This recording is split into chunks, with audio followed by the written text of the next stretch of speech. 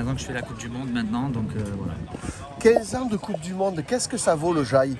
Le Jaï c'est vraiment bien, c'est peut-être pas l'endroit le plus joli au monde on va dire, mais pour s'entraîner c'est parfait, il y a du bon vent, tous les secteurs de vent rentrent, il y avait un très bon niveau à l'époque et toujours maintenant, et depuis 10 ans ou même 15 ans maintenant il y a toujours le championnat de France qui est là, il y a plein de pros qui viennent s'entraîner, des étrangers, donc pour la planche à voile c'est top. 40 à 45 nœuds de vent samedi, c'est de la survie. Ouais, c'était vraiment chaud. Bravo au comité, parce que rien que de sortir en bateau mouillé, c'était chaud. Et pour nous aussi, et c'est bien, parce que ça fait très longtemps qu'il n'y avait pas eu autant de Mistral étalé. À l'époque, on disait 3, 6, 9 jours. Là, ça va faire 9 jours. Et on me dit que les gars les plus costauds portent 5 à 6 mètres carrés. Ouais, c'est ça. Là, il y a un Hollandais qui va bien. Il était en 5 mètres, lui. Moi, j'ai 5,5. Et il y a Pierre Mortefond qui est super fort aussi, qui était en 6 mètres. Donc ouais, il y a du vent. Alors je regarde et c'est intéressant pour le grand public d'expliquer aussi un peu comment fonctionne le fun. Donc tout le monde est harnaché. On a des casques maintenant quand on fait du fun. Alors les casques c'est pas obligatoire en planche à voile classique en aileron, c'est devenu obligatoire quand on fait du foil. C'est le gros appendice qu'on a sous la planche. Parce que là si on se fait rentrer dedans ça peut être grave. Donc en aileron c'est pas obligatoire, il y en a certains qui le mettent mais non, moi je ne le mets pas.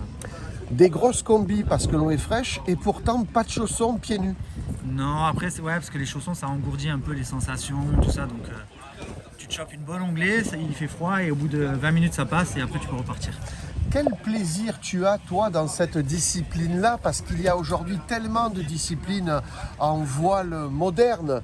Il y a évidemment tout ce qui se fait tracter par parachute et pourtant le fun résiste. Ouais, c'est quand même un super sport. Après, c'est mon sport. Moi, je trouve que c'est un des meilleurs sports au monde.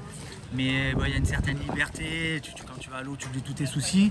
Et puis, ça va vite, c'est technique, c'est tactique. Donc, non, c'est pas un sport du passé. C'est un sport qui est toujours là et bien vivant. Parle-moi un petit peu de toi. Tu as commencé où et à quel âge? J'ai commencé ici au Jaï, donc à 13 ans. Un peu par hasard, je jouais au foot avant. Et puis il y avait une bonne équipe, on s'est entraîné, émulation. Et après j'ai pu commencer à faire quelques Coupes du Monde. Et voilà, depuis je suis sur le tour. Vu de l'extérieur, les gens vous prennent vraiment pour des dingues. Non, il y a beaucoup de sports où les mecs sont encore plus engagés que nous. Mais c'est vrai que là il fait froid. Et par exemple aujourd'hui, si j'ai fait tout seul, je ne vais pas aller naviguer forcément à 10h du matin. Peut-être à midi ou à 1h quand il fait un peu plus chaud. Et aujourd'hui, à ton âge respectable, tu regardes la concurrence, tu cherches toujours le classement ou c'est le plaisir d'être toujours sur l'eau? Ah ouais, non, moi je veux gagner. Là, j'ai eu des grosses années où je faisais des choses à côté et tout. Puis là, je me remets à fond sur la Coupe du Monde.